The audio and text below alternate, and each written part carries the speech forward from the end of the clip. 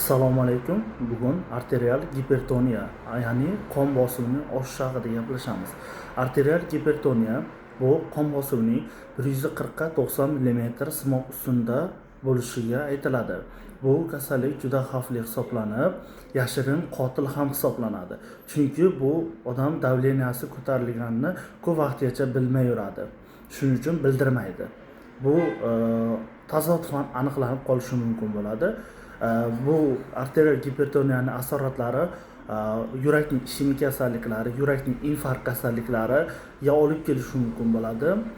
Shunda ba'zi holatda, og'ir holatlar o'limga ham olib kelishi mumkin bo'ladi. Shuning uchun har oyiga qon bosimingizni o'lchatib turishingiz kerak. Bundan tashqari tuz mahsulotlari, yog'li ovqatlarni kamaytirish kerak. Bundan tashqari sog'lom turmush tarziga rioya qilish kerak. Bizga obuna bo'ling, like bosing, kuzatishda davom eting.